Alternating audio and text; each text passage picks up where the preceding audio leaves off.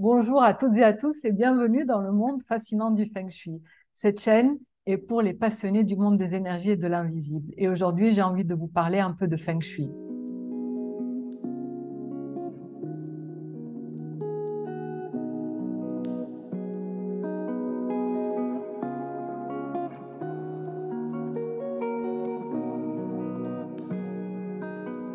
Et avant tout, je voudrais tordre le cou à certaines idées reçues concernant le Feng Shui. C'est pour ça qu'aujourd'hui, nous allons voir les principes du Feng Shui véritable. Le Feng Shui qui se base sur des lois énergétiques qui régissent ce Qi, cette énergie de la Terre et de l'environnement. Prenons quelques exemples. Qui parmi vous, par exemple, a déjà reçu le conseil de placer l'image d'une montagne à l'arrière de son bureau? D'où vient cette idée et est-ce qu'il s'agit du véritable Feng Shui? Alors, la représentation de cette montagne qui devrait se placer derrière nous lorsque nous sommes assis à notre bureau viendrait de l'idée d'un soutien. Une montagne est comme symboliquement un soutien, une protection à l'arrière. Mais posons-nous certaines questions. Un, est-ce que l'image d'une montagne vibre la même énergie qu'une vraie montagne? Et deux, est-ce que l'énergie d'une montagne est protectrice? Je vous laisse quelques secondes pour réfléchir à ces questions et je vous retrouve tout de suite.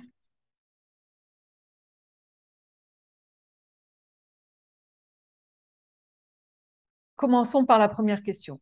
Est-ce que l'image ou la représentation d'une montagne vibre de la même manière qu'une vraie montagne? Bien évidemment, la réponse est non. Car ce qui vibre réellement, ce sont les matériaux, les formes et les couleurs. De ce fait, une représentation ne va pas vibrer comme un objet réel. Imaginez la masse constituée par une montagne et vous pouvez comparer ça à la vibration ou à l'énergie qui peut être transmise par une image.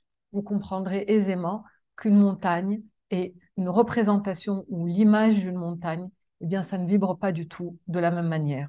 Et deuxième question, est-ce que la montagne protège? Eh bien, d'une manière générale, oui, une montagne à l'arrière protège effectivement le logement. Si nous avons une montagne à l'arrière de notre maison ou de notre immeuble, eh bien, nous serons soutenus sur plusieurs aspects. Mais encore une fois, la représentation ou l'image d'une montagne en poster derrière nous, il n'y a pas de protection. En revanche, je suis consciente de la puissance du pouvoir de l'intention. C'est-à-dire, si je place une image de montagne à l'arrière de mon bureau et que je pose l'intention de protection, il peut y avoir des choses qui se passent dans ma vie, dans mon système, dans le monde invisible, qui vont pouvoir me soutenir, mais ce n'est pas du feng shui. Et puis également, si l'image vous rend heureux ou heureuse, bah allez-y, c'est génial, mais ce n'est pas du feng shui.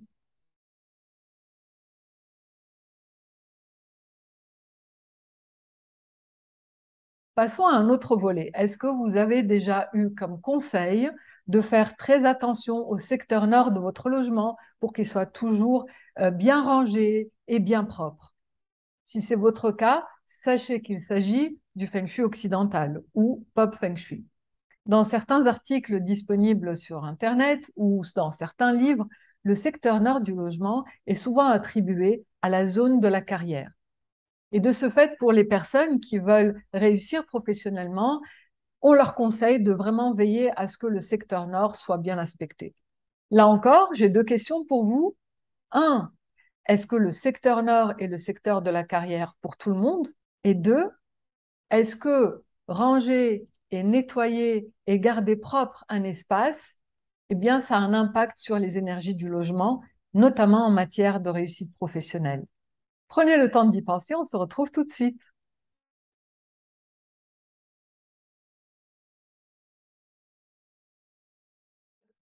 Pour répondre à la première question, je dois parler de Mingwa, de l'identité énergétique de chacun. En effet, selon la date de naissance de chaque personne, nous avons des secteurs qui correspondent à certains domaines de vie. Donc, par exemple, lorsque nous sommes du Mingwa 8, le secteur de la réussite professionnelle se trouve au sud-ouest. C'est le Shengxi, c'est l'énergie de la réussite professionnelle qui est reliée au sud-ouest de la maison ou du cabinet ou de l'entreprise. Chaque Mingwa a son secteur de réussite professionnelle de l'un des 8 secteurs, donc sud, nord, est, ouest, sud-est, sud-ouest, nord-est, nord-ouest. Et de ce fait, il y a une chance sur 8 pour que le secteur de la carrière ou de la réussite professionnelle se trouve au nord. Et donc la réponse à la première question, c'est non. Le secteur nord n'est pas le secteur de la carrière pour tout le monde. Et deuxième question, faut-il garder l'ordre et la propreté dans le secteur nord du logement pour que la carrière soit favorisée? Eh bien, la réponse est idéalement, ce serait de garder tous les secteurs, donc tout le logement aéré, rangé, nettoyé. Pourquoi? Pour que le qi, cette énergie en feng shui, puisse circuler librement et harmonieusement à l'intérieur de tout le logement.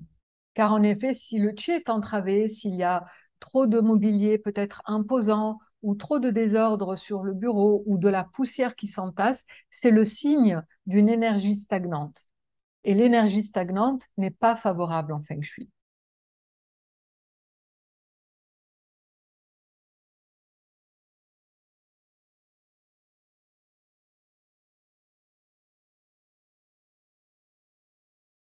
Et je ne parle pas d'ordre réellement, parce que si nous avons beaucoup d'objets, parce que nous sommes, disons, créatifs, mais que nous utilisons ces objets, qu'ils bougent, qu'ils circulent, et que la poussière ne s'amasse pas, c'est bon. On n'a pas besoin d'avoir un bureau épuré pour dire que notre bureau est feng shui. D'ailleurs, certaines personnes me disent qu'elles ne peuvent pas se concentrer et travailler si c'est trop bien ordonné. Donc voilà, chacun va trouver la juste mesure. Le plus important, c'est que les objets ne stagnent pas. Voilà, ça c'est la consigne Feng Shui. Et le troisième sujet que je voudrais évoquer aujourd'hui, c'est la position du bureau dans la pièce.